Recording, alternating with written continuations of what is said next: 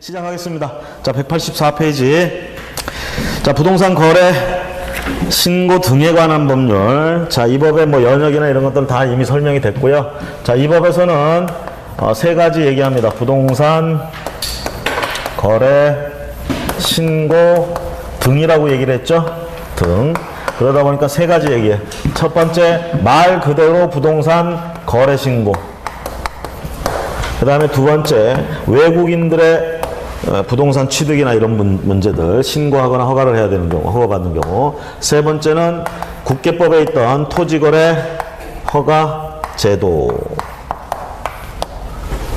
신고 등이라고 했으니까 요런 건 신고, 요거는 허가나 또 신고, 요거는 허가. 그렇죠? 이런 거 전부 싸잡아서 얘기한다. 세 가지 파트 얘기하는 거야, 이거. 처음에는 요 두 개가 없었어요. 그냥 이렇게 해서 신고에 관한 법률 그랬었어. 그래서 법이 너무 허전한 거야. 그래서 어떻게? 외국인 토지법이나 이런 게 있었어요. 거기에 있던 내용을 일로 끌고 온 거야. 일부 끌고 와서 외국인이 토지를 취득할 때는 신고해야 되느냐, 허가받아야 되느냐, 이런 거. 그 다음에 요거는 이제 국토회계 및 이용에 관한 법률에 있던 규정, 토지거래 허가제도, 요걸로 끌고 와가지고 여기서. 그러니까 제법 이제 조문이 몇 개 되고, 제법 법처럼 이제 된 거야. 된 거. 그러면서 이제 끝에 와보면 이제 뭐 얘기하겠어. 이런 거 신고하라는 거, 허가받으라는 거 안 하면 그거 위반 행위에 대해서 어떻게 벌칙을 할 건지 이런 얘기가 들어가 있습니다. 그래서 이 법은 이렇게 구성되어 있습니다. 이렇게. 그러면서 이제 이 거래 신고하게 되면 여러분들이 이제 개업공인중개사로서 부동산을 이게 처음에 이 제도가 나온 게 이제 2000년대 뭐 예를 들어서 5, 6년 뭐 이럴 때 이제 나온 제도인데 요때는 처음엔 그 아파트나 이런 주택을 거래할 때만 이런 신고를 하게끔 했었습니다. 근데 지금은 무조건 부동산을 거래했다 그러면 전부 다 토지, 건축물 전부 다 신고를 하게 돼 있어요. 물론 소유권이 이전되는 경우에만 그렇습니다. 임대차나 이런 경우에는 신고할 필요가 없어요. 여기서 말하는 거래는 이제 그런 소유권이 왔다 갔다 하는 거래를 얘기합니다. 자, 그런 건 신고해라 이렇게 돼 있습니다. 신고. 자, 이 제도가 나온 가장 큰 이유 중에 하나는 투기 세력이나 세금 포탈 이딴 거 막아보려고 나온 거예요. 이딴 거. 그 전에 하도 이제 심하니까 양도소득세 띄어먹지, 취득세, 등록세 감면받지, 자기들은 절세라고 그러는데 뭐 포탈이나 마찬가지 뭐 그런 식으로 해오다 보니까 시장 질서가 엉망이다라는 얘기예요. 그래서 이걸 좀 투명화시키고 만들어 보고자 해서 나온 제도. 자, 그러면 이렇게 됩니다. 거래 당사자 갑과 을이 직접 거래를 했어요. 누가 신고하느냐? 둘이 같이 신고합니다. 공동신고. 자, 여기에 A라는 개업공인중개사가 중개를 했어요. 자, 이렇게 되면 일대 둘 간에 원래 계약서, 일반적으로 계약서 써야 돼, 안 써야 돼? 얘 없을 때. 얘들 둘이. 매매계약은 낙성 불효식 계약이라고 민법에서 배웠잖아요. 그래서 원래 민법대로 하자면 얘 없을 때, 얘 말고 지들 둘이 직접 했어, 거래를. 의사표시만 합치되면 계약은 성립하는 거예요. 청약의 의사표시, 승낙의 의사표시 합치됐다. 그럼 계약은 성립하는 거예요. 서류 작성, 계약서 작성은 해도 되고 안 해도 되고 계약서 작성이 계약 성립의 요소가 요건이 아닙니다. 그런데 계약서를 작성하는 이유는 뭐야? 나중에 딴소리 할까 봐 작성하는 거예요. 말로만 했다가는 뭐야? 나중에 다 다른 소리 하고 있잖아. 그래서 계약서라는 걸 작성한다 이렇게 생각하시면 돼. 쉽게 얘기하면 둘 간의 당사자 간의 거래 계약에 계약서는 필수 요소가 아닙니다. 나중에 보면 이제 전부 그 말이 틀려지고 그러면 재판 가야 돼. 그럼 재판정에서 자료 증거 제출할 때 계약서가 그때 이제 위력을 발휘하는 거예요. 그래서 계약서는 쓰는 거야. 계약이 성립시키기 위해서 계약서를 쓰는 게 아니에요. 아시겠죠? 자, 그런데 얘가 끼면 얘기가 달라지지. 개업공인중개사 끼면 반드시 거래계약서를 작성을 해야 돼요. 얘들이 작성해야 되는 의무가 있는 게 아니라 얘한테 작성할 의무가 있어요. 또 하나, 얘들끼리 했을 때는 계약서 작성 안 해도 된다고 그랬죠? 그렇죠? 하지만 거래신고는 해야 돼요. 아시겠죠? 거래신고는 해야 돼. 그럼 거래신고 양식이 어떻게 되어 있느냐? 계약서 비슷하게 생겼어요. 한마디로 얘기하면. 어떤 걸 거래했는지 대상물 들어가죠. 거래 금액 얼마인지 들어가죠. 누구하고 누가 거래했는지 들어가죠. 이런 내용 들어가. 그러니까 계약서에 있는 내용을 신고서 양식으로 만든 것 뿐이야. 보통의 계약서에 들어가 있는 내용을 신고서 양식으로 만들어 놨어요. 그래서 얘들이 직접 거래를 했을 땐 자기 당사자들끼리 계약서를 작성은 안 해도 되지만 거래 신고는 반드시 해야 돼요. 알겠죠? 자, 그 다음에 얘가 끼면 어떻게 돼? 거래 계약서도 반드시 작성을 해야 돼요. 그때 작성 의무는 누구한테 있어? 얘한테 있어요. 자, 그래서 얘 그거 작성 안 하면 업무 정지 처분이나 이런 거 당할 수 있잖아요. 그렇죠? 소속 공인중개사가 작성 의무 있어요? 소속 공인중개사? 얘는 작성 의무는 없다고 그랬죠? 그렇죠? 개업 공인중개사한테 작성 의무가 있어. 서명 날인은. 소속 공인중개사도 서명 날인은 의무가 있어요. 우리가 서명 날인을 한다는 뜻하고 계약서 작성한다는 건 다르죠? 네? 계약서 작성한다는 건 워드 치는 거 말고 직접 종이에다 쓴다고 그러면 그래서 직접 기재하는 거야. 이게 작성하는 거야. 서명 날인은 자기 이름하고 도장 찍는 게 서명 날인이에요. 여기다가 내용들 쓰고 금액 쓰고 이런 게 작성이야. 이 작성 행위하고 서명 날인 행위하고 구분합니다. 구분을 해서 작성 의무는 누구한테 있다고? 개업 공인중개사에게 있어요. 소속 공인중개사는 작성 의무가 없어요. 그렇다고 해서 소속 공인중개사 작성 못하느냐? 할 수는 있어요. 의무가 아니라는 것 뿐이야. 아시겠죠? 소속 공인중개사는 의무가 아니에요. 전적으로 작성을 안 했을 때, 못했을 때 책임지는 건 누구다? 개업공인중개사. 책임자는 개업공인중개사예요. 의무가 없어요. 소속공인중개사는. 다만 소속공인중개사는 작성할 수 있다고 했으니까 할 수 있다고 했죠. 그럼 작성을 했다 칩시다. 그런데 작성하면서 거짓말을 썼어. 거짓 기재. 이건 걸리지. 그쵸? 소속공인중개사는 작성할 의무는 없지만 작성을 하게 되면 제대로 해야 돼. 거짓으로 하면 걸려요. 그렇죠? 한 번에 하나만 얘기할게요. 다른 거 얘기하니까 확 표정들이 확 그냥 이거 합시다. 자, 요거 당사자들만 얘 빼고 얘들끼리 할 때는 계약서 꼭 써야 되는 건 아닙니다. 하지만 신고는 반드시 해야 돼, 이제는. 그 다음에 이제 얘가 꼈어. 그럼 얘가 끼면 반드시 계약서가 작성돼야 돼요. 거래계약서. 자, 거래계약서를 누가 작성해야 돼? 얘가 작성을 해야 돼. 얘들한테는 의무가 여전히 없어요. 자, 그러고 얘는 거래계약서 작성하고 글로 끝이 아니고 이때 거래신고를 얘가 해야 됩니다. 아까 얘 없을 땐 어떻게 했어? 당사자가 해야 되는 의무가 있지만 거래신고 얘가 끼면 얘한테 의무가 넘어와요. 이 사람들이 우리가 할게 너 가만히 있어 안 돼요. 얘가 해야 됩니다. 아시겠죠? 자, 그럼 이제 이렇게 하면서 어떤 문제가 생기냐면 그 거래신고서에 들어가는 내용 중에 가장 핵심적인 내용이 뭘까? 그렇죠. 지금 투기나 세금 이것 때문에 지금 이 제도를 만들었는데 가장 중요한 건 돈 문제예요. 그래서 거래신고서에 이 금액이 들어간단 말이야. 보통 이제 우리가 부동산은 계약금, 중도금, 잔금 이런 식으로 하니까 그 항목이 이렇게 딱 돼 있어요. 어? 그럼 요 계약금 이렇게 들어갈 때, 자 보세요. 매매대금 들어갈 때 얘들 입장에서는 옛날식으로 치면은 자 금액이 크게 잡히면 취득세가 더 많이 나오겠죠. 그렇죠? 그렇잖아. 그 다음에 이걸 넘기면서 양도 차익을 얻는 사람도 금액이 커지면 양도 차익이 커져가지고 양도소득세가 많이 나올 수도 있어. 그래서 이제 우리가 흔히 말하는 다운계약서란 말이 나오는 거예요. 다운계약서. 자, 다운계약서는 아주 옛날부터 문제가 됐던 겁니다. 그러다가 이제는 최근에 몇 년 사이, 몇 년도 아니야. 벌써 이것도 10여 년도 지났지. 이제는 업계약서라는 게 또 설치고 있어. 업계약서. 업계약서는 어떤 거예요, 이제? 다운계약서를 쓰다 보니까 어떤 문제가 생기느냐. A에서 B로 가는데 다운계약서 쓰면은 얘는 앞에서 양도 차익이 줄어요. 그러니까 양도소득세를 절감하는 효과가 있어요. 그런데 그 낮은 가격으로 들어가게 되면 얘는 나중에 팔 때 이거 실거래가로 신고하게 되면 차이가 엄청나지죠? 얘가 이제 양도소득세 덤탱이 쓰는 거야. 응? 그러니까 이제 이런 매수자들이 이 요령이 생긴 거지. 그러지 말고 더 올려서 쓰자. 아예. 그쵸? 실제 거래가격보다 아예 올려서 쓰자. 그럼 나중에 여기 팔 때 차익이 별로 없잖아. 그렇죠? 그렇게 해서 양도소득세를 줄이자. 아니 그럼 여기서 올려서 쓰면 취득세가 늘어나는데요. 취득세 늘어나는 것보다 양도세가 더 셉니다. 아시겠어요? 양도소득세는 뭐 6%부터 해가지고 누진 이거 구간 있잖아.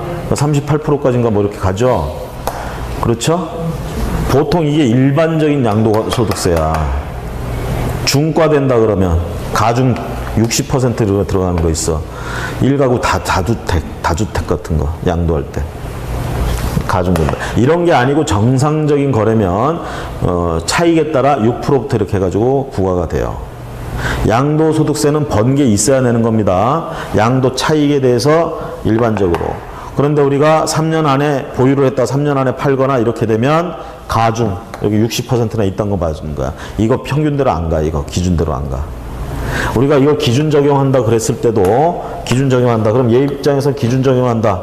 번 게 많아. 그럼 막 38% 뭐 이런 거 받겠지. 그러면 한 2억 벌었다고 칩시다. 2억.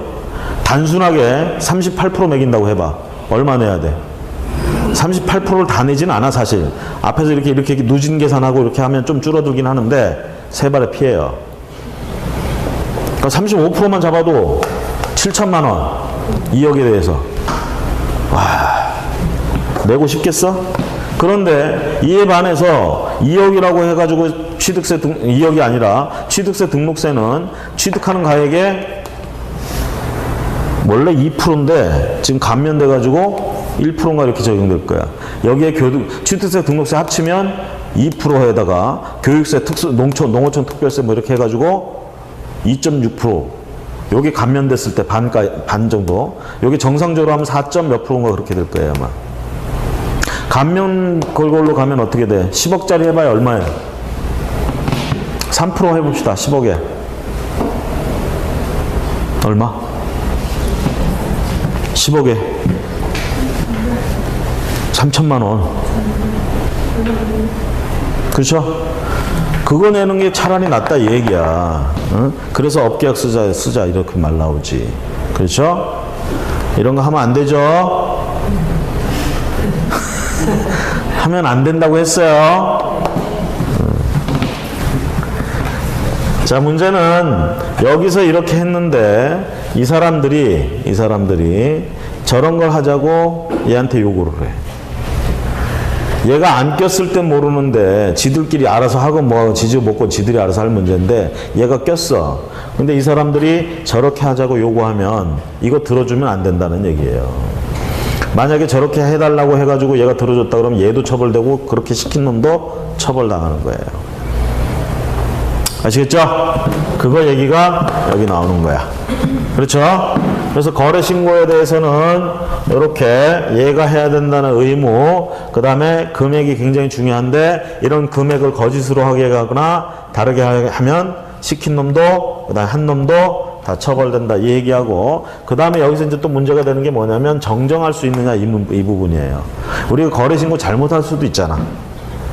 손가락이 짱구라 워드 치다가 잘못 누를 수도 있잖아. 그리고 그걸 모르고 신고 컴퓨터상으로. 그럼 또 신고 필증 딱 나와버린다고. 그 신고 필증을 딱 보니까 타자를 잘못 쳤어. 그럴 수도 있잖아요. 이런 거 정정하는 거. 또는 당사자가 나중에 마음이 바뀔 수도 있잖아요. 야, 우리 이 거래한 거 금액을 너무 비싸다 실제로. 그렇죠?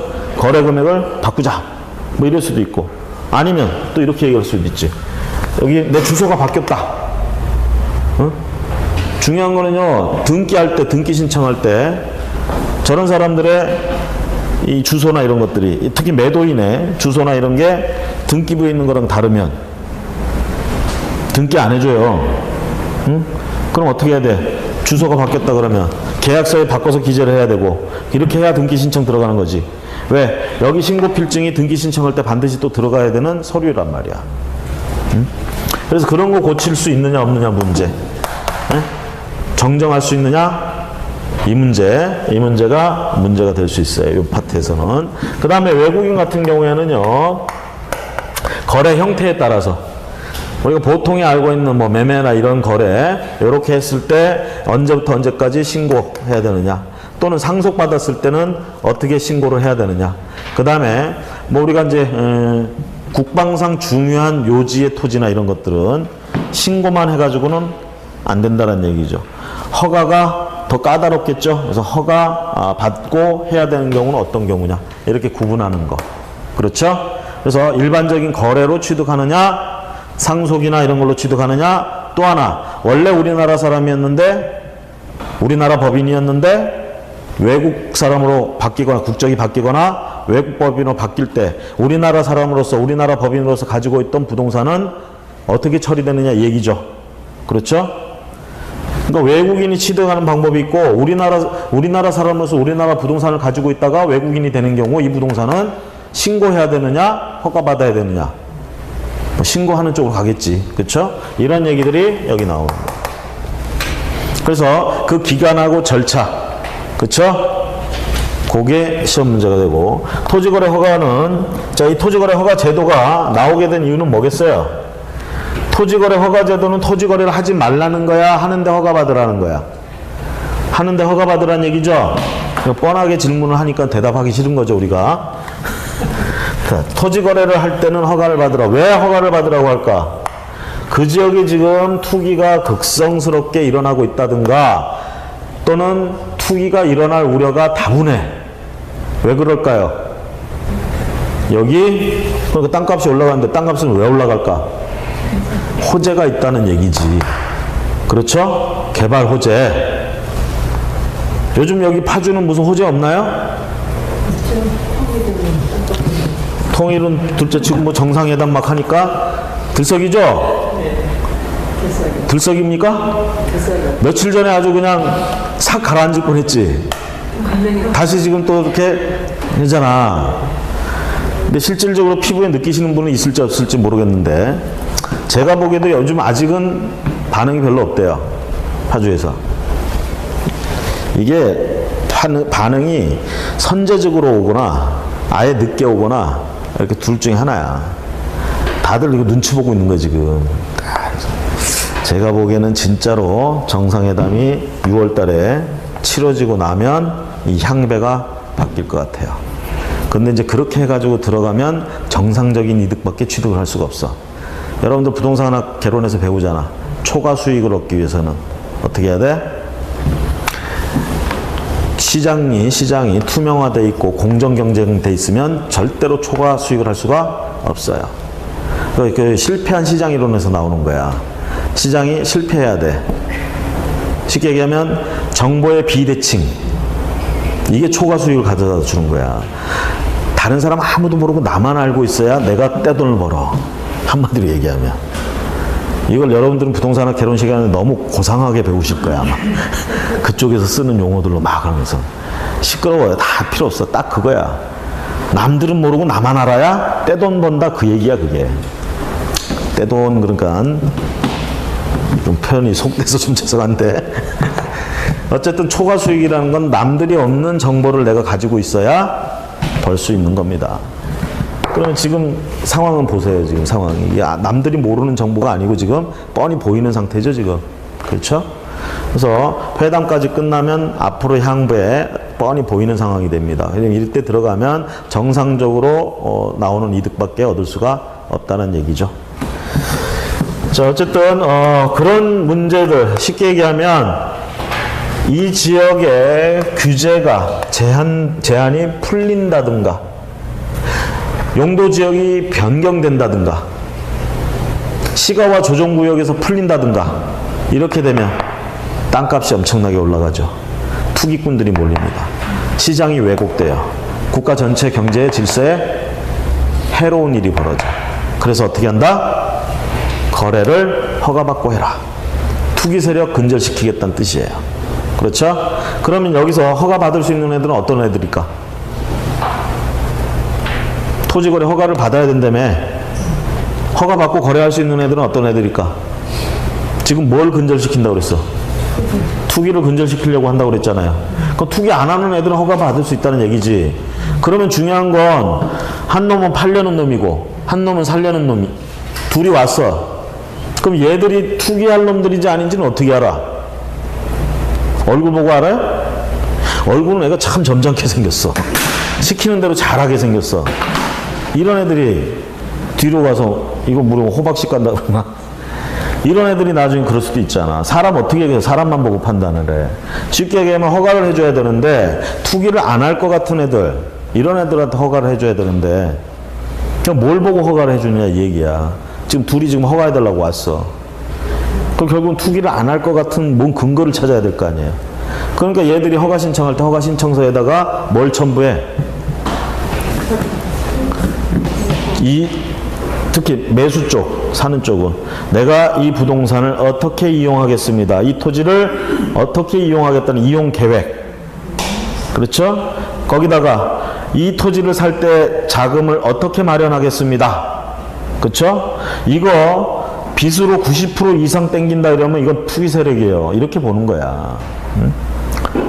예를 들면 자기 돈 한 7, 80%에 20, 30% 빚을 해서 이렇게 자금을 조달할 거래. 이 정도면 거의 실수요자다 이렇게 보는 거죠. 쉽게 얘기하면 투기꾼이냐 실수요자냐 이걸 구분하는데 딱 두 가지로 보는 거야. 얘가 앞으로 토지 이용을 어떻게 할 건지 그 계획과 자금은 어떻게 만들 건지, 자금을 어떻게 조달할 건지. 요 두 개가 핵심적인 기준이에요. 요 두 개가 해당이 돼야 어떻게 해? 실거래가라고 그러니까 실수요자라고 인정이 돼야 여기서 허가를 해준다 이 얘기입니다. 자, 그럼 허가해줬으면 예를 들어서 저는 토지 이용 계획이 저는 집을 지을 거예요. 내가 살 집을 이 땅에다가. 투기꾼이에요 실수요자예요? 실수요자라고 그러잖아 이런 사람들을. 자, 지목이 대인 토지 어디다 써요? 지목이 대인 토지 어디다 써? 집 짓는 데 쓴 데 쓰겠다잖아 지금. 토지 이용법에 따라 잘 이용하겠다잖아. 그쵸? 허가해 주겠죠? 자, 허가 나왔어. 허가 받고 나서 집을 안 지어. 집을 안 짓고 따블로 팔 생각만 하고 있어. 그때 이용 계획서에는 허가를 받기 위해서 그렇게 써서 냈어. 앞으로 뭘 하겠다. 뭔 말인도 못해. 그래서 그렇게 냈어요. 이런 사람들 꼭 나오죠? 안 나와요? 나라도 그렇게 이용할 생각하겠다. 허가만 나오면 되는 거 아니야. 그렇죠? 허가 요건만 충족해서 내면 될 거 아니야. 그죠? 그렇게 해가지고 이렇게 허가 받고 사는 사람들이 있을 거 아닙니까? 그렇잖아요. 그럼 이런 사람들 죄송합니다 귀찮게 해서. 자, 그런 사람들을 그대로 두면 안 되겠죠? 그래서 토지 이용 의무기간이라는 게 있어요. 여기 보면. 그래서 예를 들면 내 집을 짓겠다고 한 사람은 적어도 2년 이상은 자기 집을 지어서 쓰는 이용 의무기간, 그걸 위반하고 이렇게 되면 토지를 선매시켜버리거나 또는 허가했던 거 취소해버려서 그 다음에 처벌을 하거나 이런 식으로 간다. 그게 여기 나오는 얘기예요. 됐습니까? 전체적으로 이 세 가지를 여기서 얘기하고 있습니다. 자, 하나하나 살펴보도록 하겠습니다. 자, 첫 번째 총칙 184페이지 재정 목적과 용어의 정의. 앞에 그 도입 배경은 전에 한번 읽어보셨죠? 안 읽어보신 분은 한 번만 읽어보시고요. 읽어보신 분은 또 읽을 필요는 없습니다. 재정 목적과 용어 정의, 목적, 정의. 자, 종이 정의해보세요. 부동산이란 토지 또는 건축물을 말한다. 토지 또는 건축물. 이 법에서 말하는 부동산은 토지 또는 건축물. 부동산 등이라고 하면 부동산 플러스 뭐예? 권리. 이렇게 얘기하죠? 부동산을 취득할 수 있는 권리. 그러면 그 부동산은 앞에서 뭐라고 그랬어? 토지 또는 건축물. 그러면 이게 부동산이면 플러스 권리까지 하면 부동산 등이 된다는 얘기죠? 등. 자, 그 다음에 오른쪽에 3번 거래 당사자란 부동산 등의 매수인과 매도인을 말하며 여기서는 외국인 토지 때문에 외국인 등을 포함시켜서 얘기한다. 4번의 외국인 등이란 기읍부터 치읍까지 딱 봐도 그냥 외국인 같아. 자, 1번, 2번 다 보시면 일단 우리나라 국적이 있으면 안 되고요. 니은 같은 거 보세요. 사원 또는 구성원의 2분의 1 이상이 외국인에 해당하는 자. 그런 외국인에 해당하는 자인 법인 또는 단체, 그 다음에 업무를 집행하는 사람이나 이사 등 임원의 2분의 1 이상이, 미음본에 보시면 2분의 1 이상이나 의결권 이렇게 얘기합니다. 자본금의 2분의 1 이상, 의결권의 2분의 1 이상. 결국은 법인이나 이런 거 얘기할 때는 전부 뭐가 외국에 관계된 사람들, 자본 이런 게 2분의 1을 넘어야 되겠죠. 그러면 우리나라 법인이 아니다 이렇게 되는 거야. 그 다음에 외국 정부는 당연히 뭡니까? 외국인 등으로 본다 이 얘기예요. 그래서 거기 국제연합이나 뭐 이런 것들, 정부 간의 기구 같은 거, 준정부 간의 기구 같은 거, 뭐 비정부 간 국제기구 뭐 이런 것들을 얘기하는데, 일단은 외국인 등 그러면 외국인인 자연인뿐만이 아니라 법인 등 단체도 들어간다. 다음 페이지 부동산 거래 신고부터 봅니다. 자, 부동산 거래 신고 대상. 자, 일단 부동산의 매매 계약이 신고 대상입니다. 만약에 증여를 했다. 무상의 증여죠? 증여를 했다. 신고 대상이 아니다 이렇게 되는 거죠? 이 법에 의한 신고 대상이 아닙니다. 이 법에서는 거래 신고, 매매 계약해야 된다고 했고요. 그 다음에 2번에 보시면 다음의 법률에 따른 부동산에 대한 공급 계약 이렇게 얘기를 합니다. 공급 계약, 주택법에 따른 공급 계약, 도시 및 주거환경 정비법에 따른 공급계약, 이런 것들도 전부 거래신고 대상이다. 동그라미 3번에 가보시면 어느 하나에 해당하는 지위, 다음에 어느 하나에 해당하는 지위의 매매계약도 거래신고 대상이 된다. 예를 들면 기억에 다음 법률에 따른 부동산에 대한 공급계약을 통하여 부동산을 공급받는 자로 선정된 지위를 매매계약을 한다. 거래신고 해야 된다. 한마디로 정리하자면 분양권 같은 걸 거래했다. 신고해야 된다는 얘기입니다. 분양권 같은 거. 거기 도시 및 주거환경정비법상에 예를 들면 입주자, 입주권, 그렇죠? 분양권이라고 얘기할 수 있죠. 분양받을 권리, 이런 권리 같은 것들을 거래를 했다. 분양권을 거래했다. 거래신고해야 된다는 얘기입니다. 오른쪽에 니은번에 가보시면 도시 및 주거환경정비법상에 관리처분 계획인가 어쩌고 입주자로 선정된 지위, 이것도 거래할 수 있는데 이걸 거래하면 부동산 거래 신고를 해야 된다. 아시겠죠? 네? 자, 그 다음에 거래 신고 시기 장소. 자, 60일 체크하세요. 거래 체결일로부터 60일 이내에 부동산의 소재지 시군구, 거래 대상 부동산이 소재하는 시군구에 신청을 해야 된다. 그러면 개업공인중개사가 관계가 돼가지고 거래를 신고한다. 그럼 개업공인중개사 해야 되겠죠. 예를 들면 A 지역에 갑이라는 개업공인중개사가 있고요. 부동산은 B 지역에 있는 거야. 얘가 지금 개업이 이른다. 얘가 지금 거래신고를 해야 돼. 어느 관청에다 해야 되느냐 이 얘기죠. 여기다 해야 되느냐 여기에다 해야 되느냐. 부동산 소재지 기준입니다. 아시겠죠? 물건지에다가 거래신고를 해요. 내 사무소에다 하는 게 아니라. 그래서 부동산 소재지 시군구, 이걸 신고관청이라고 합니다. 신고받는 관청. 자, 60일 이내 합니다. 60일 이내.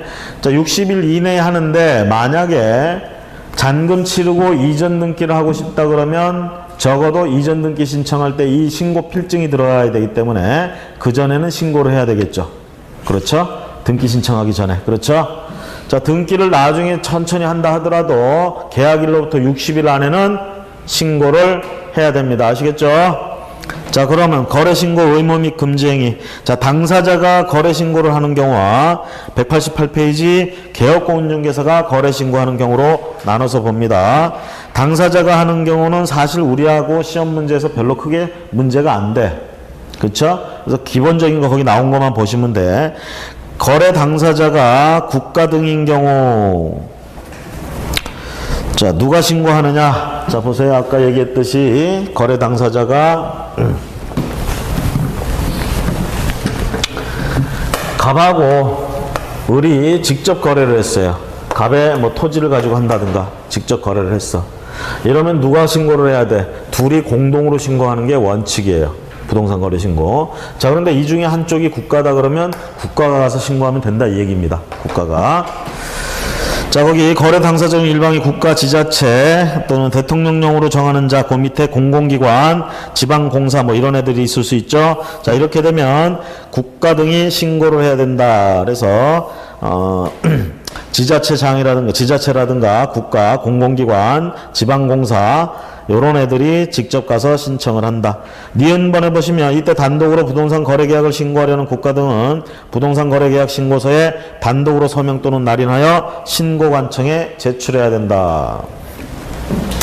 부동산 거래계약 신고서에 단독으로. 자, 원래는 공동신청이라고 그랬죠. 하지만 국가 등이 끼면 국가 등이 단독으로 하고 단독으로 할 수 있으니까 그냥 지들 거 서명 날인으로 끝낸다는 얘기죠. 자, 그 다음에 2번에 가보시면 당사자의 거래 신고 절차 공동으로 신고하는 걸 기준으로 얘기합니다. 공동으로 체결일로부터 이것도 60일 이내 해야 됩니다. 그 다음에 어디에 가서 해야 돼? 소재지에 관할 시군구청장. 그래서 신고관청은 시, 군, 구 중에 하나예요. 그럴 때 이 부동산이 있는 시군구에다가 신청합니다. 거래 신고해요. 아까 개업공인중개사가 하는 경우에도 어땠어요? 부동산 소재지에다 가다 신고한다고 그랬죠? 마찬가지예요. 자, 보세요. 이게 제주도 토지인데 얘는 서울에 살아. 얘는 부산에 살고 둘이 거래한 거야. 매매계약. 그럼 이거 어디 가서 신고한다고? 제주특별자치도에 가서 신고한다. 이렇게 되는 거지. 그렇죠? 그래서 우리가 부동산 소재지 시군구 자기들 살고 있는 곳에 하는 게 아니에요. 자, 관할 시장 군수구청장에게 단독이 아니고 공동으로. 자, 다음 페이지 넘어가시고. 자, 공동으로 하는데 제출 자체는 일방이 할 수도 있어요. 보통 그러겠지. 그렇죠?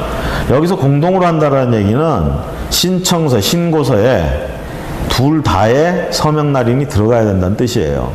이것만 들어가면 서류가 완비되면 가서 제출하는 건 혼자 가서 제출해도 상관이 없어요. 현실에서는 다 이렇게 하겠지. 그렇죠? 자, 그래서 다음 페이지 두 번째 줄 거래 당사자 중 일방이 제출한다. 그 다음에 디귿번에 우리가 이제 원칙은 공동이지만 예외로 단독 신고하는 경우가 있어요. 신고를 누군가가 거부했어. 당사자 중 일방이 거부한다. 그러면 별 수 없죠? 혼자서라도 해야지. 신고하라고 그랬으니까. 대신 그렇게 혼자서 할 때는 사유서를 제출해야 돼요. B번에 사유서 계약서 사본 제출. 그 다음에 사유서와 거래계약서 사본을 첨부해서 제출하고요. 이럴 때 C에 보시면 단독 신고 시에는 사유서와 계약서 사본을 첨부해야 하므로 전자문서로 할 수는 없다. 우리가 이렇게 당사자들이 둘이 하도 거래 신고할 때 전자문서로 할 수도 있다라는 얘기입니다. 인터넷으로 앉아서 할 수도 있다는 얘기야. 그럴 때는 이제 정상적으로 공동 신청하는 경우에. 그럼 어떤 식으로 하느냐? 예를 들어서 얘가 거래 신고를 해놓습니다. 얘가.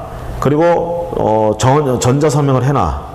그럼 이제 얘가 이제 사이트 들어가가지고 그 해당 물건 찾아가지고 자기 힘을 인증하고 전자 서명을 해버리는 거야. 이게 인터넷 전자문서로 하는 거예요.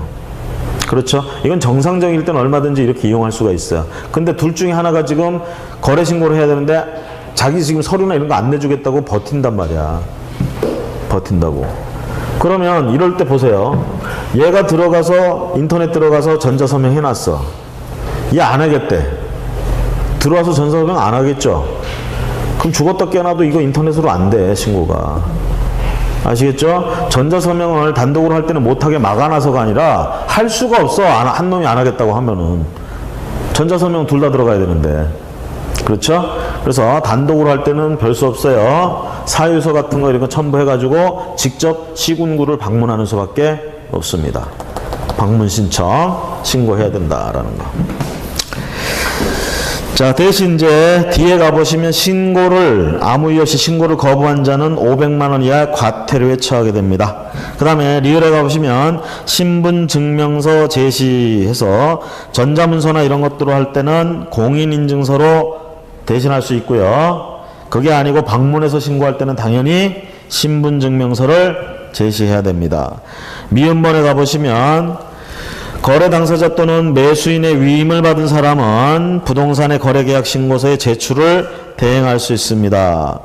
제출 대행 업무만 하는 애들도 있어요. 그런 걸 가능하다라는 거. 자, 이럴 땐 대행한다라는 그 신분증 이런 내용들, 서류들, 서식을 갖춰서 그러니까 어떤 의미에서 보면 거의 대리라고 할 수 있습니다. 대리. 예, 그걸 입증하는 서류 이런 게 들어가 줘야 된다는 얘기고요.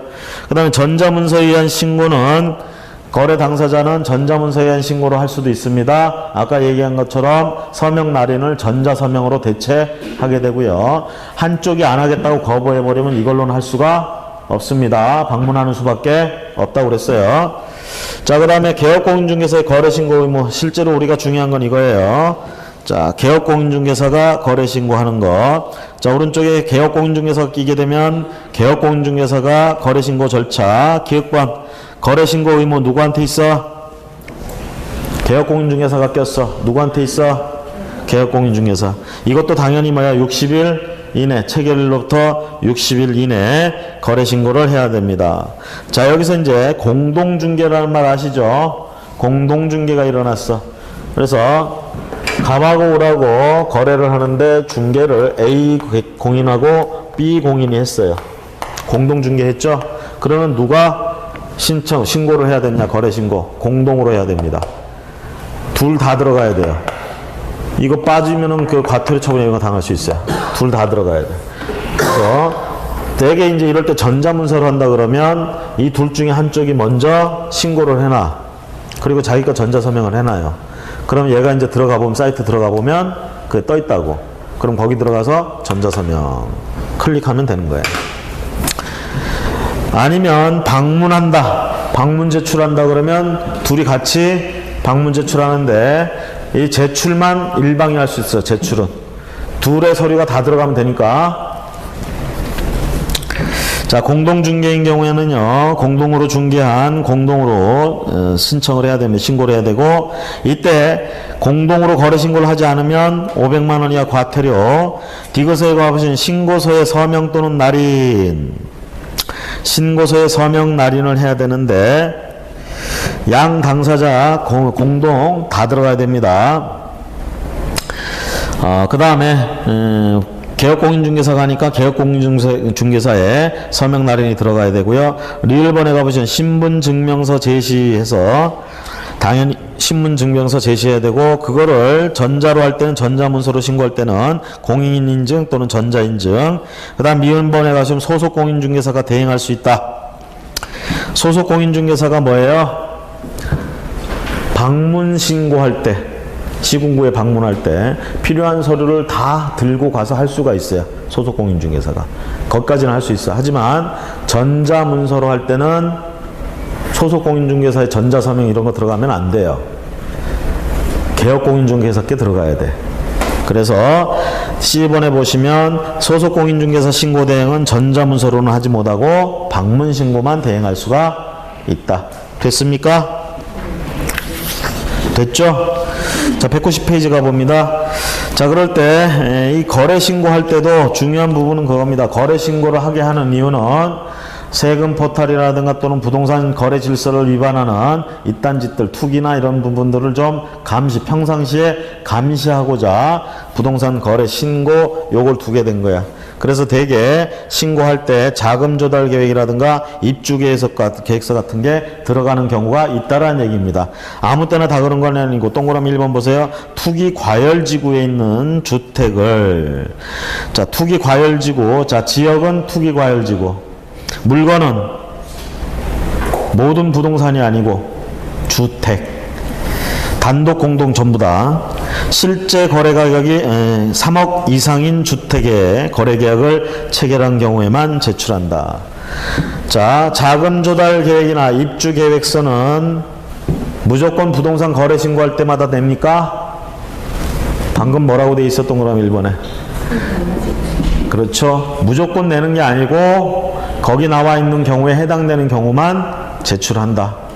투기 과열 지구여야 되고 주택에 대해서 거래할 때 그리고 그 금액이 실제 거래 금액이 3억 원을 넘어갈 때 이때만 뭐를 첨부 제출한다? 자금 조달 계획서와 입주 계획서. 이게 들어가야죠. 우리가 주택 가지고도 우리는 투자를 많이 하죠. 우리나라 사람들은. 저는 투자한다고 그러는데 다른 사람들은 투기한다고 그러더라고. 주식으로 해가지고 따블을 버는 거는 투자했다고 그러고 부동산으로 따블을 벌면 투기했다고 그래. 뭐가 다른 거 도대체? 그러잖아 사람들. 부동산 거래를 해가지고 돈 벌면 사람들이 일단은 부정적으로 봐요. 그리고 정부도 부정적으로 판단을 하는 것 같아. 저는 그게 불만입니다.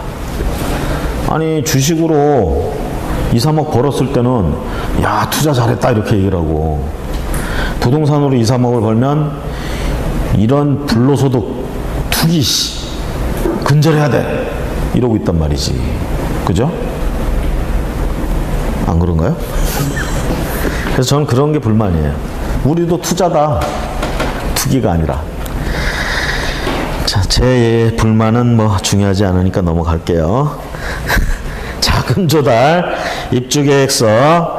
자, 결국은 이런 걸 제출하게 하는 이유는 뭐냐면 이런 주택을 가지고도 투기 세력이 있기 때문에 이런 주택이나 이런 것들을 특히 투기 과열 지구에서 이런 걸 가지고 투기하는 세력들이 나올 수 있기 때문에 그런 것들을 갖다가 근절하기 위해서 이 서류가 들어가야 된다.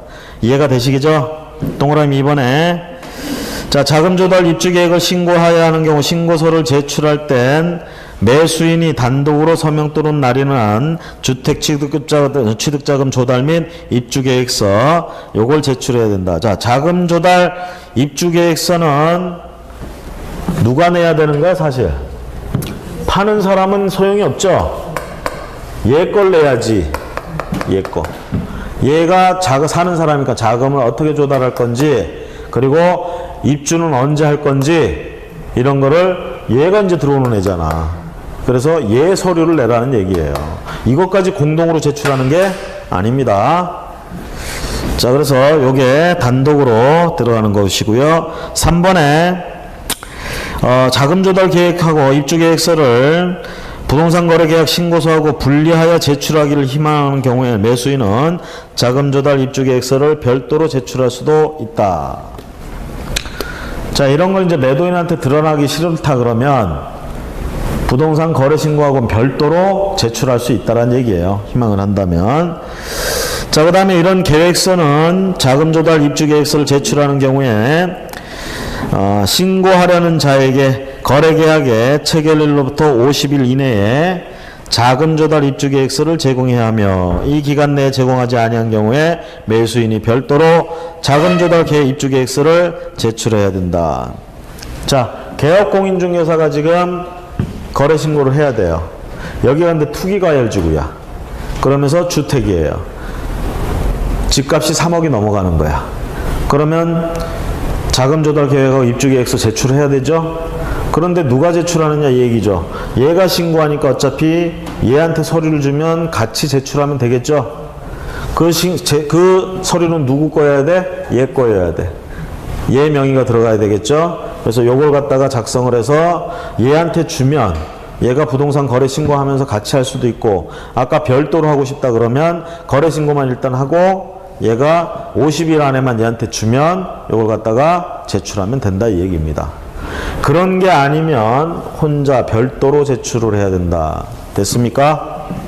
이게 어쨌든 제출이 안 되면 이 지역에서는 거래 신고 한 게 안 됩니다. 신고 필증이 안 만들어져요. 그 다음 신고 간주, 부동산 거래 계약에 관련 정보 시스템, 이제 이거를 부동산 거래 계약 시스템이라고 하는데요. 이걸 체결한 경우에, 즉, 이 시스템을 이용해서 체결을 했어. 아예 처음에 계약을 할 때부터 이 시스템 켜놓고 여기다 입력해 가면서 해버렸어. 계약서를 따로 작성 안 하고. 그럼 신고한 거지 뭐. 그쵸? 신고한 거로 봅니다. 초창기에 이 부동산 거래 계약 시스템 진짜 저를 열받게 했습니다, 이거. 누가 이 서버 만들고 했는지 모르겠지만 하여튼 탁상 공론 해가지고 처음에 만들었던 것 같아. 서버가 지금 용량이 작다 보니까 접속이 맨날 됐다 다운되고 뭐 난리도 아니었어요. 나는 급해 죽겠는데 지금 거래 신고를 해야 되는데. 응? 왜? 빨리 신고 필증이 나와야 등기 신청하러 가고 그러는데 막 서버가 그냥 하여튼 용량이 적었는지 하여튼 튕겨 나오고 뭐 하고 거기다 제 컴퓨터 용량이 그런지 하여튼 느릿느릿 가고 그렇죠? 그 앉아서 하여튼 욕만 늘었어 그때. 욕을 막 하면서. 지금은 이제 좀 한결 나아졌어요. 그 다음에 5번에 금지행위, 부동산 거래 신고에 있어서 금지행위, 누구든지 부동산 거래 계약 신고에 관하여 다음에 어느 하나에 해당하는 행위를 하셔서는 아니 된다. 1, 2, 3번 거짓으로 신고하면 안 되겠죠.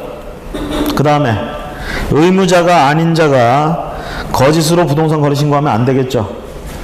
그 다음에 거짓으로 신고하라고 막 옆에서 부추기거나 이러면 안 됩니다. 그렇죠? 그러니까 1, 2, 3번 공이다 뭐하고 관계돼? 거짓 신고하는 거하고 관계되죠. 이런 행위하면 안 됩니다. 자, 그 다음에 부동산 거래 신고 절차.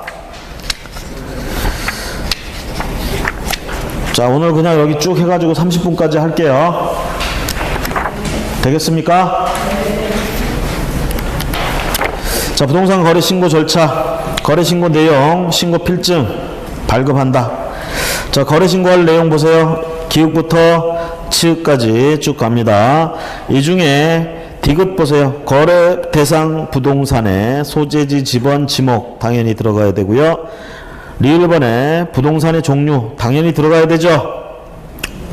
그렇죠? 그 다음에 거래 대상 면적, 그 다음에 실제 거래 가격.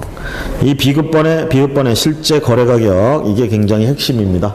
그 다음에 시읍과 이응은 뭐라고 돼 있어요? 우리가 투기 과열지구이고 요럴 때만 제출하고 요럴 때만 기재하는 거예요. 됐습니까? 앞에서 얘기한 거 조달계획하고 입주계획서 그거예요. 자, 그 다음에 개업공인중개사가 하는 경우에는 당연히 개업공인중개사 인적사항 이런 거 들어가야 되겠죠. 공동중개했으면 어떻게 될까? 둘 다 들어가야 돼. 상호, 상호명, 등록번호, 소재지, 그 다음에 대표자의 성명 이런 게 다 들어갑니다. 자, 이렇게 들어가서 기재가 다 됐고 그러면 신고필증이 나옵니다. 신고필증. 그래서 기획본에 보세요. 7일 뒤에 신고필증 준다? 아닙니다. 지체 없이 신고필증을 발급하고요. 니은본에 보시면 이렇게 신고필증을 교부받았다 그러면 검인계약서를 받을 필요가 없습니다. 검인을 받을 필요가 없어요. 이 부동산 거래 신고 이전까지 있었던 제도가 검인신고 제도예요. 그래서 구청이나 이런 데 가서 거래를 하면 자기들이 작성한 계약서 들고 가서 검인 찍어주세요. 그러면 거기다 검인을 찍어주면 그거 들고 등기 신청했어야 돼. 이 부동산 거래 신고 제도가 생기기 전에는. 하지만 부동산 거래 신고 제도가 생기고 나서는 이 부동산 거래 신고를 하면 신고 필증이 나온다는 얘기죠. 그러면 그 신고 필증 가지고 등기 신청하면 돼. 검인 계약서가 필요 없어요. 그래서 검인을 받은 것으로 본다. 꼭 줄쳐서 기억하시고, 신고관청은 부동산 거래 계약 신고가 제출된 때 신고 필증을 발급해야 된다. 그래서 신고서가 제출된 때 신고 필증을 발급한다. 자, 지체 없이 발급한다는 얘기고요. 그 다음에 가격의 검증 체계 구축 운영해서, 자, 우리가 뭐라고 그랬어? 거기 부동산 거래 신고서에 적히는 가격은 실제 거래 가격이라고 그러죠? 어? 비읍번에 실제 거래 가격이라고 돼 있잖아. 이게 등기 신청할 때 예를 들면 취득세에 들어가는 과표가 되기 위해서 개별 공시지가를 적는다 이거 아니에요.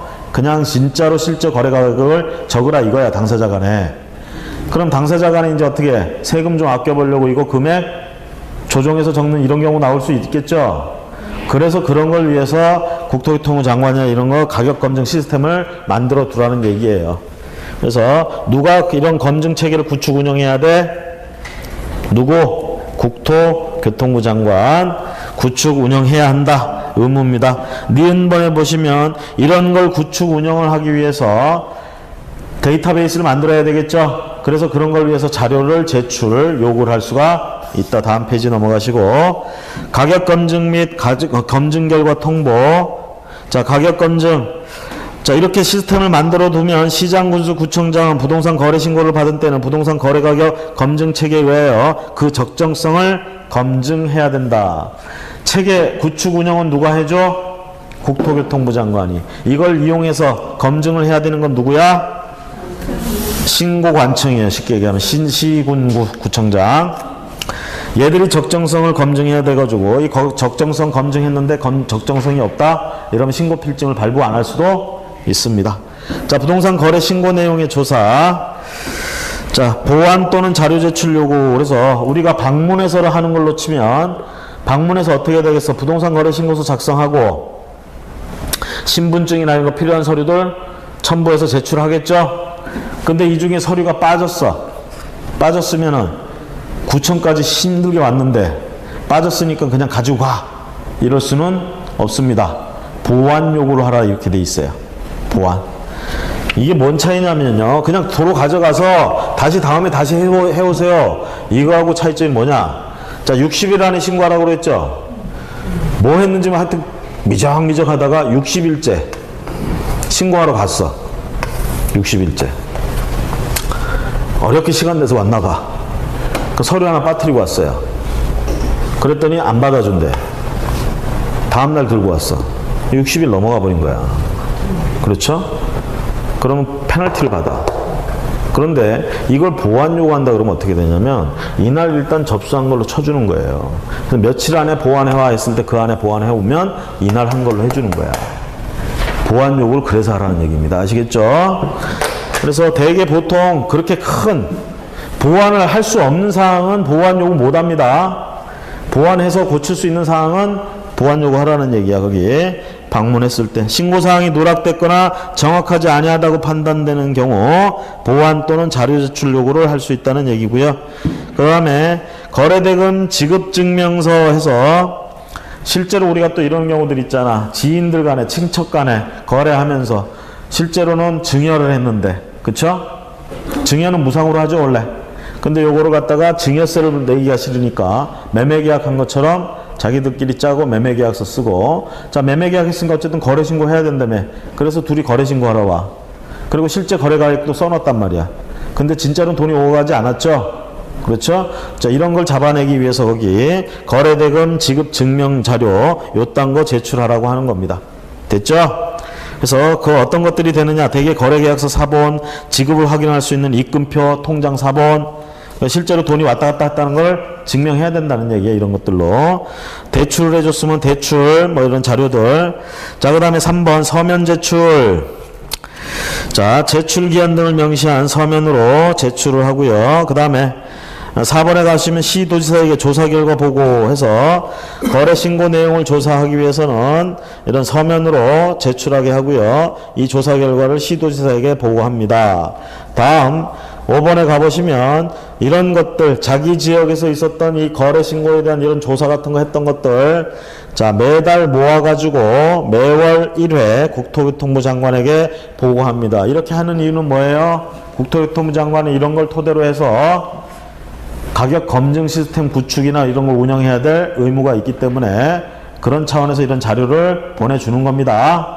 매월 1회 보고한다. 자, 오른쪽에 이걸 위반했다. 예를 들면 거래대금 지급 증명서 자료를 제출하지 않았다. 또는 그런 자료 외의 자료를 제출하지 않았다. 제일 중요한 게 거래대금 지급 증명 자료죠. 이거는 3천만 원 이하 과태료에 처할 수 있어요. 이게 지금 증여세를 몇 천만 원 내야 되는데 매매계약 했다고 해가지고 그냥 취득세 등록세만 조금 내고 많은 식으로 이렇게 가려고 이렇게 하는 경우들 있잖아. 아니면 또 강제집행 면탈이나 이런 걸 위해서 재산 빼돌리기 위해서 하는 거는 이런 것들 할 때 이런 문제들이 있을 수 있잖아요. 그래서 이런 건 걸리면 3천만 원 이하 과태료를 물리기 위해서는 적어도 거래대금 지급 증명 자료 요걸 가지고 물고 들어가는 거고, 니은번에 그거 외에 자료를 제출하라고 했을 때 안 냈을 때는 500만 원 이하의 과태료.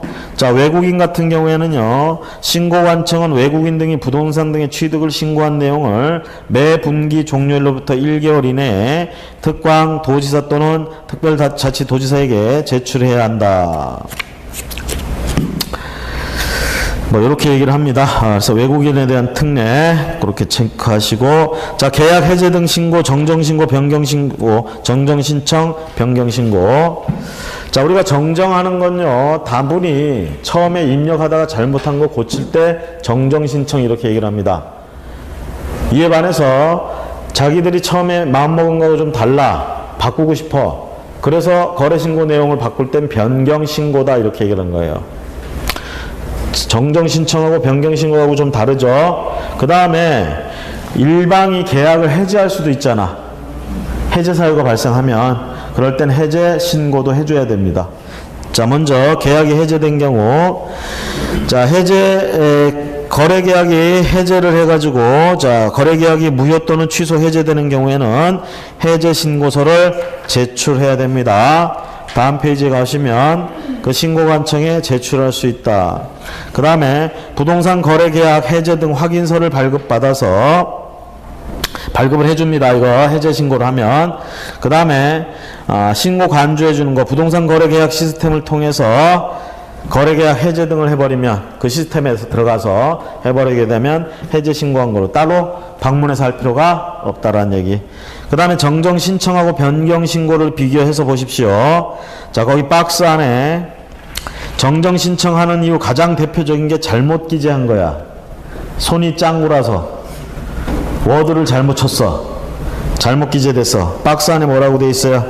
거래 당사자의 주소나 전화번호, 휴대전화번호를 처음부터 잘못 기재했대. 변경신고야, 정정신청이야? 정정신청. 거래 지분 비율을 잘못 기재했대. 정정신청이죠? 둘이서 지금 공동 소유를 하겠대. 매수를 통해서. 근데 지분은 균등하게 하겠대. 그럼 2분의 1씩 지분해가지고 입력을 했을 거란 말이야. 근데 잘못 눌러가지고 하나는 3분의 1, 하나는 3분의 2 이렇게 들어갔어.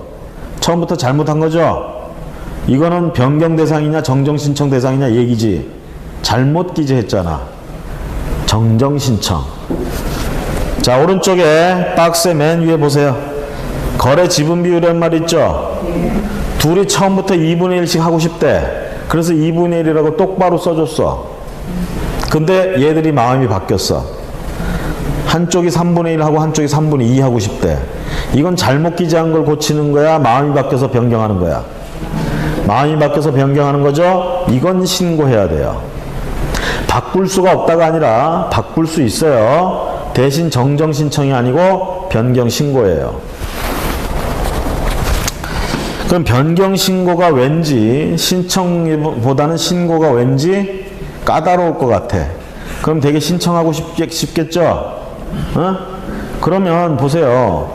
3분의 1, 3분의 2라고 쓰려다가 2분의 1로 썼어.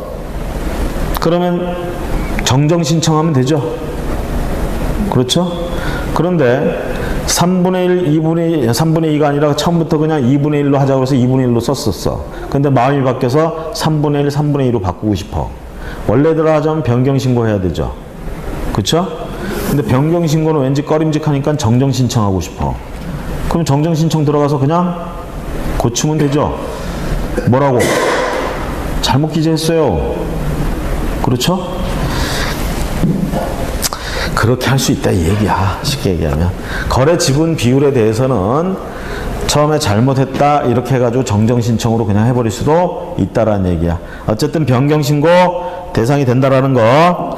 자, 그 다음에 개업공인중개사의 전화번호, 상호, 사무소 소재지, 주로 우리가 인적사항이나 있던 것들은 잘못 기재하는 경우들이 많아요. 그래서 이런 건 정정신청할 수 있다는 얘기고, 거래 대상의 건축물의 종류도 우리가 잘못할 수도 있어. 거래 대상 건축물의 종류를 변경할 수 있나요?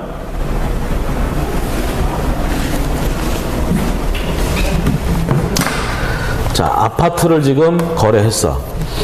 그럼 종류의 아파트라고 쓰겠지. 근데 당사자가 마음이 바뀌어가지고 이걸 단독주택으로 바꾸고 싶대. 이 말이 돼요? 물건은 아파트인데 어떻게 단독주택으로 바꿔 그거를. 그러니까 이런 거 변경신고한다 그러면 말이 안 되는 거예요. 다만 아파트였는데 잘못해가지고 단독주택으로 적어놨어. 이건 뚜렷이 잘못 기재한 거지. 그건 정정신청 대상인 거야.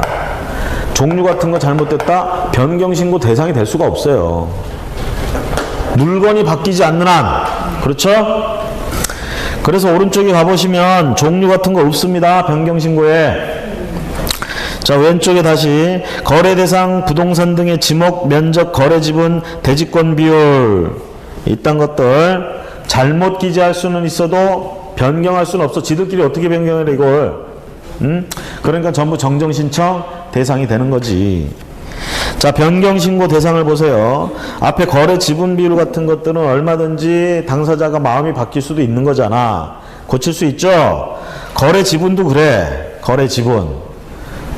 그 다음에 거래 대상 부동산 등의 면적. 자, 거래 지분 같은 건 이런 거지. 예를 들면 하나의 토지가 있는데 갑이 요걸 갖다가 2분의 1만 팔고 싶어. 공유자 되자는 얘기죠 지금. 새로운 사람 보고 2분의 1 지분 주겠다는 거야. 지분 팔겠다는 거야. 지분 거래해도 거래 신고해야 돼요. 그렇죠? 자, 그렇게 해서 했는데 나중에 마음이 바뀌어가지고 얘가 3분의 2를 팔고 싶어. 그러니까 사는 놈도 그렇게 3분의 2를 가지겠대. 그러면 이건 정정이에요, 변경이에요? 애초에 잘못 기재한 게 아니잖아 이건. 이건 변경해야 되겠죠. 그래서 거래 지분 변경 신고 가능하다는 얘기예요. 처음부터 그러니까 지분 비율은 그겁니다. 갑이 파는데 물건 하나를 파는데 A하고 B가 둘이 같이 공동으로 소유하겠대. 이때 지분 비율이고, 그냥 거래 지분이라는 개념은 얘가 그냥 A한테 파는데 자기가 지분을 지금 넘겨주고 싶다는 얘기야. 얘가 지금 1이라는 걸 가지고 있는데 이 중에 3분의 1만 넘기고 싶다. 이게 거래 지분이에요. 지분 거래야, 지분 거래. 그래서 지분 거래할 때 또는 비율로 지분을 취득할 때 어쨌든 전부 바꿀 수가 있다 없다? 변경할 수 있다. 신고. 거래 대상 부동산 등의 면적. 거래 대상 부동산 등의 면적도 신고 대상이 될 수 있다. 1번에 계약의 조건, 기한. 자, 특히 미음번 보세요. 거래 가격. 거래 가격 같은 경우에 왼쪽에 정정 신청이 있었어요, 없었어요? 없었죠? 그럼 거래 가격은 변경 신고 절차를 거쳐야 된다. 이렇게 되는 거죠? 자, 그래서 거기 거래 가격 같은 거, 중도금, 잔금, 지급일. 중도금, 잔금, 지급일 같은 것들도 얼마든지 당사자가 날짜를 바꿀 수 있잖아. 변경 신고. 그 다음에 시읍번 보세요. 특히 공동매수의 경우 일부 매수인의 변경 같은 것들 변경 신고. 그래서 정정 신청하는 사유와 변경 신고하는 사유 구분해서 기억을 하셔야 됩니다. 그 다음에 동그라미 2번에 가보시면 면적의 변경 없이 물건 거래 금액을 변경하는 경우, 면적의 변경 없이 거래 대금만 변경한다. 자, 이 부분 조심하세요. 방문 신고는 안 되고, 방문 신고만 해야 돼. 전자문서로는 하지 못한다.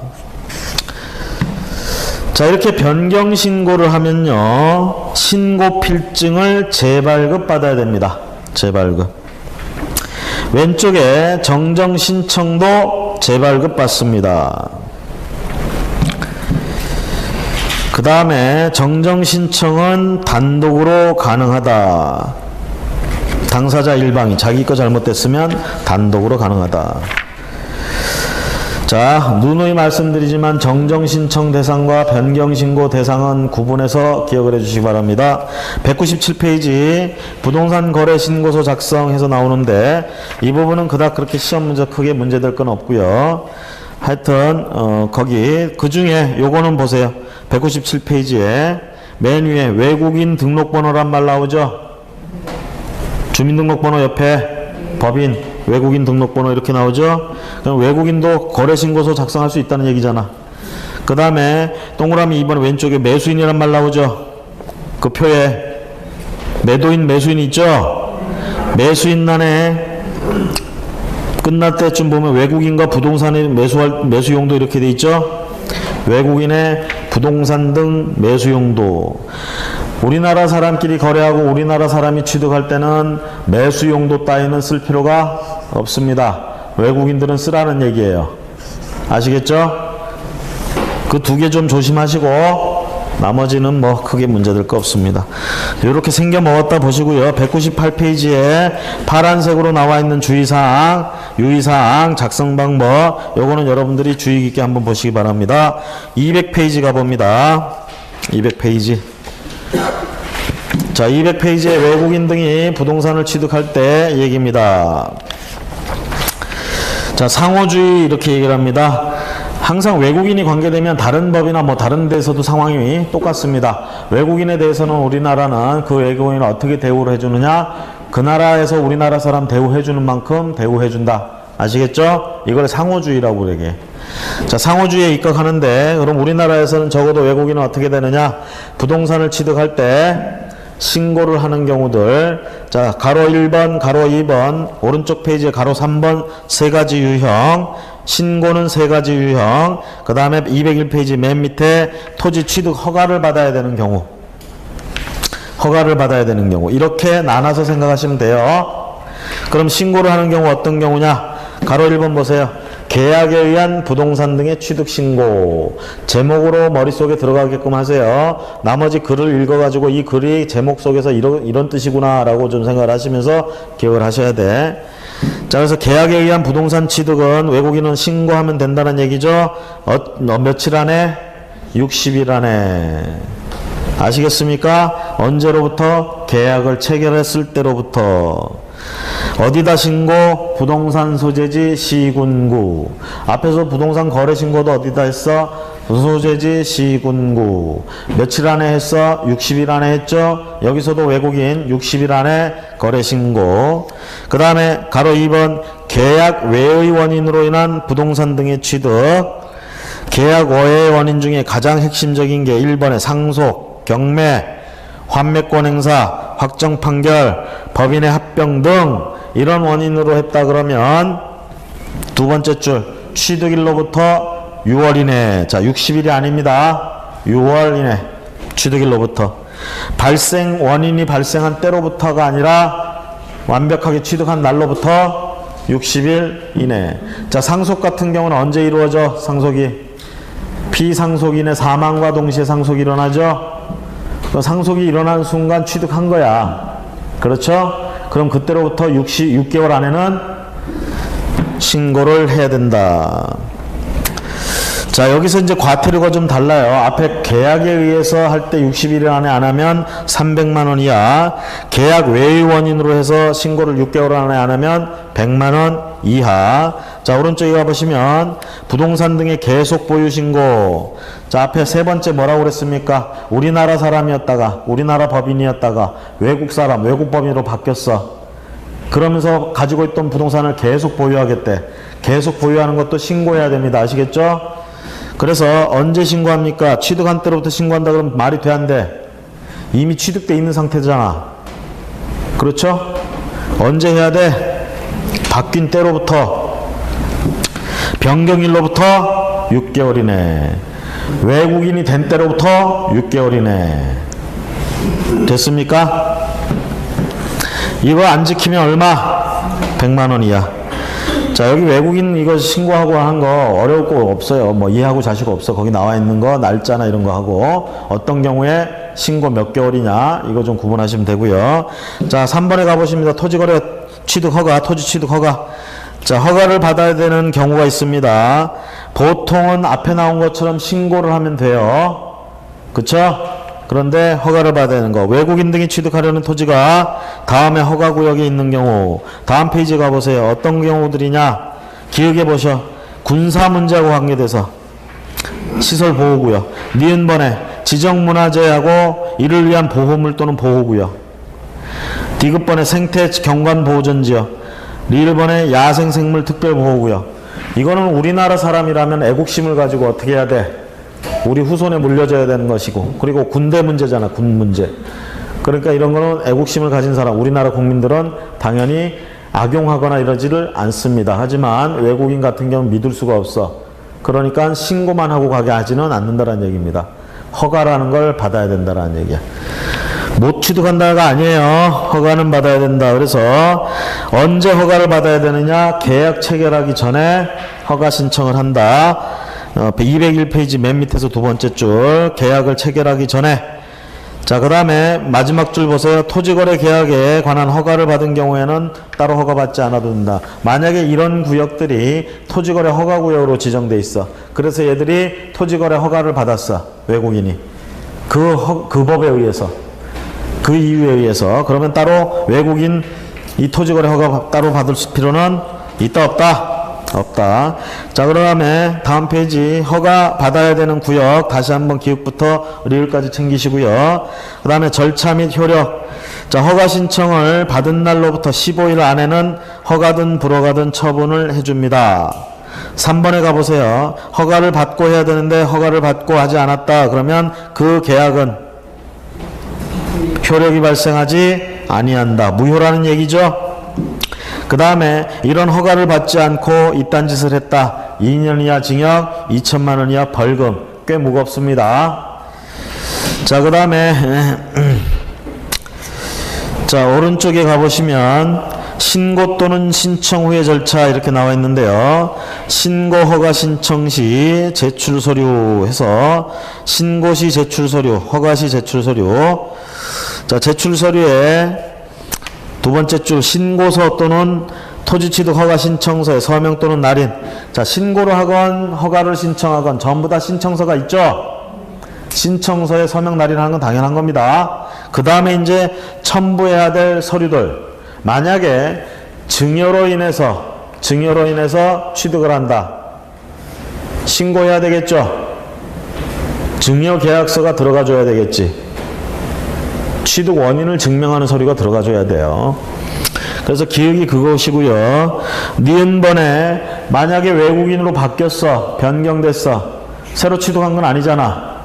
취득 원인을 증명하는 서류 대신 뭐가 들어가야 돼? 언제부터 국적이 바뀌었는지 이 서류가 들어가야 되겠죠. 그래서 니은번 그 얘기고요. 다음 페이지 가보시면 자, 전자문서로 제출할 수 있고요. 그 다음에 5번에 가보세요. 가로 5번. 토지 취득의 신고 등의 관리. 자, 분기 종료일로부터 1개월. 각 분기 종료일로부터 1개월 이내에. 그 다음에 동그라미 2번. 제출받은 날로부터 1개월 이내에 국토교통부 장관에게 제출하는 얘기입니다. 그래서 국토교통부에서 결국은 최종적으로 관리하게 되는 거죠. 그렇죠? 제출해야 된다. 됐습니까? 배가 고파서 힘드신 것 같아서 여기서 끝내도록 하겠습니다.